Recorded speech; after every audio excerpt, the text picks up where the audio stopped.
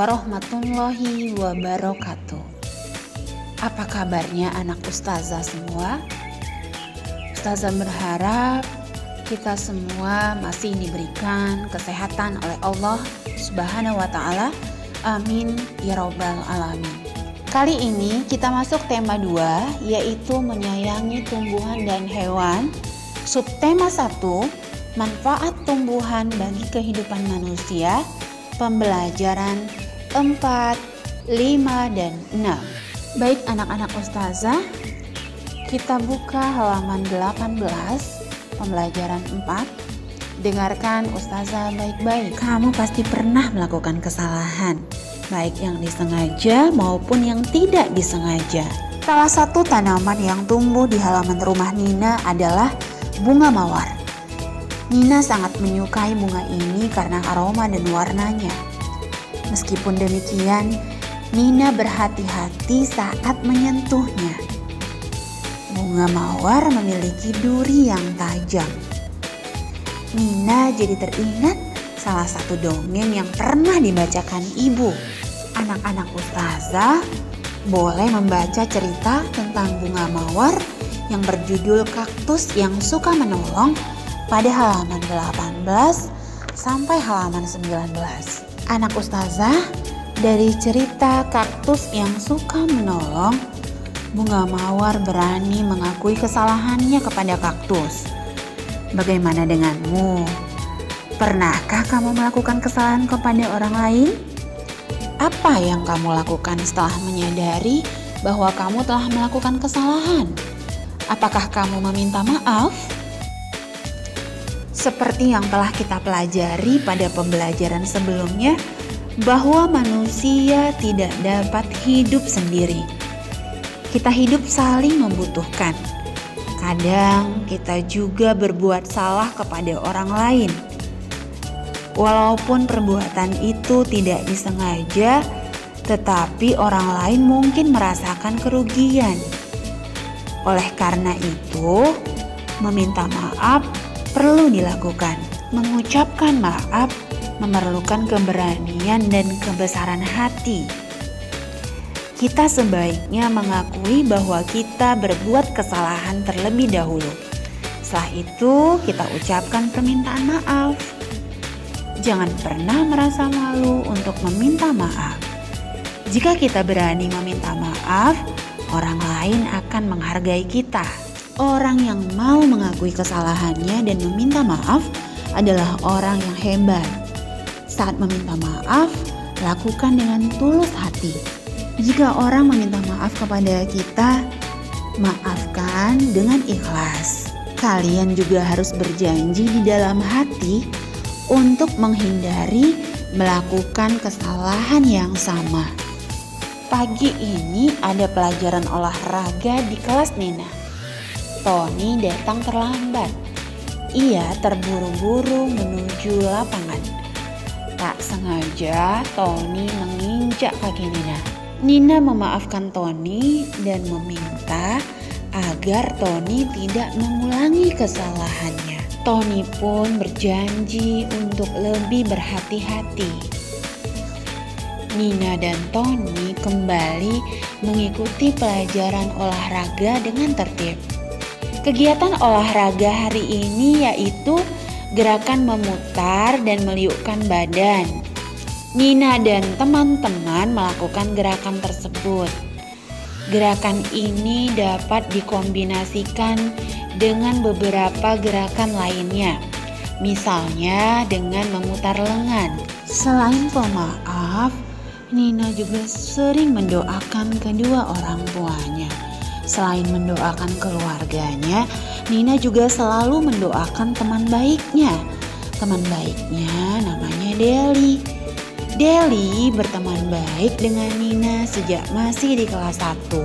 Mereka sering melakukan kegiatan bersama, misalnya menyiapkan tugas prakarya. Pada prakarya kali ini, Nina dan Deli menggunakan biji kacang merah. Nina menggunakan 320 biji kacang merah dari kotak biru dan 280 biji kacang merah dari kotak hijau. Sementara itu, Deli mengambil 280 biji kacang merah dari kotak biru dan 320 biji kacang merah dari kotak hijau. Berapa banyak biji kacang merah yang digunakan Nina seluruhnya? Apakah banyak biji kacang merah yang digunakan Nina dan Deli sama banyak? Kita dapat menjawab soal di atas dengan penyelesaian berikut. Banyak biji-bijian yang digunakan Nina dapat ditulis dalam bentuk penjumlahan. 320 ditambah 280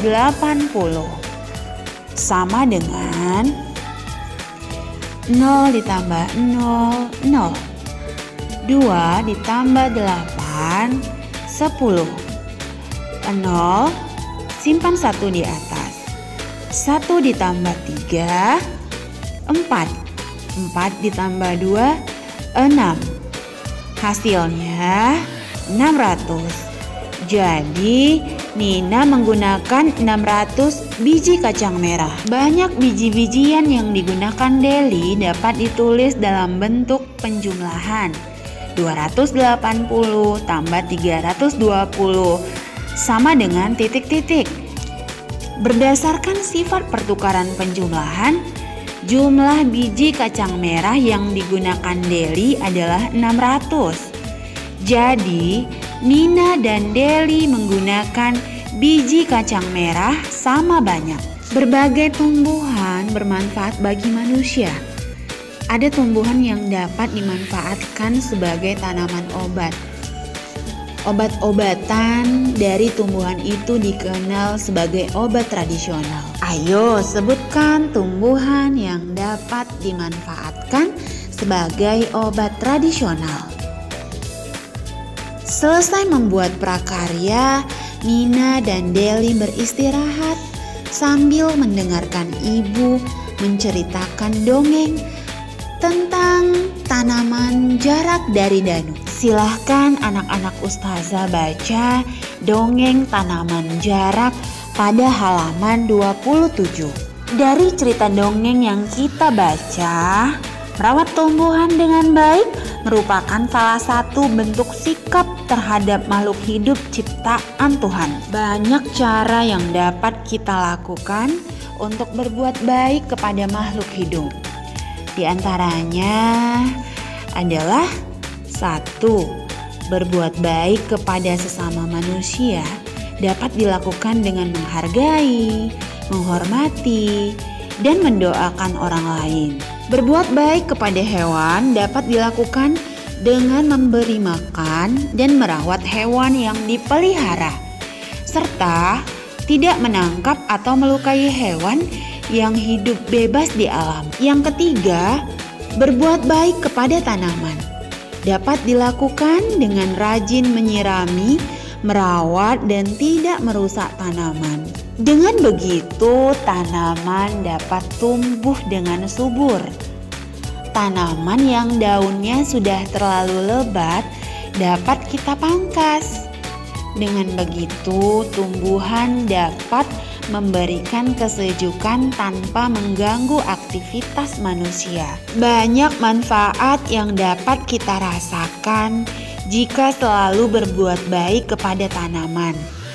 Tanaman dapat dimanfaatkan sebagai sumber makanan.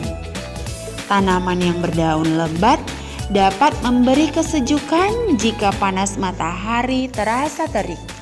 Nah, setelah itu Deli dan Nina berkunjung ke kebun stroberi milik Paman Deli.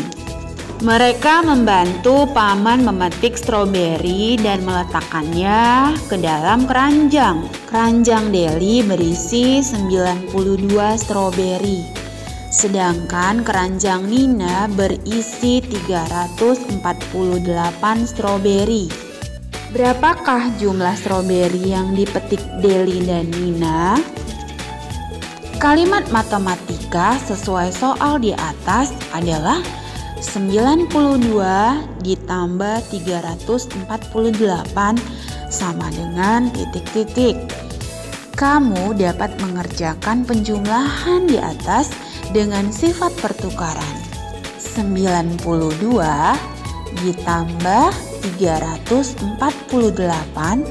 sama dengan 348 ditambah 92. 348 ditambah 92 hasilnya adalah 8 ditambah 2 10, 0 simpan 1 di atas, 1 ditambah 4 5, 5 ditambah 9 14, 4 di bawah simpan 1 di atas, 1 ditambah 3 4. Jadi jumlah stroberi yang dipetik Deli dan Nina sebanyak 440 buah. Ketika menyelesaikan soal cerita penjumlahan, kamu dapat menggunakan sifat pertukaran. Sifat pertukaran pada penjumlahan dapat digunakan untuk mempermudah penghitungan. Demikianlah pembelajaran tema pada hari ini. Ustazah berharap anak-anak semua dapat memahami apa yang Ustazah sampaikan. Kita tutup pembelajaran ini dengan membaca Alhamdulillahirabbil alamin. Billahi taufik wal hidayah wal ridho wal inayah. Wassalamualaikum warahmatullahi wabarakatuh.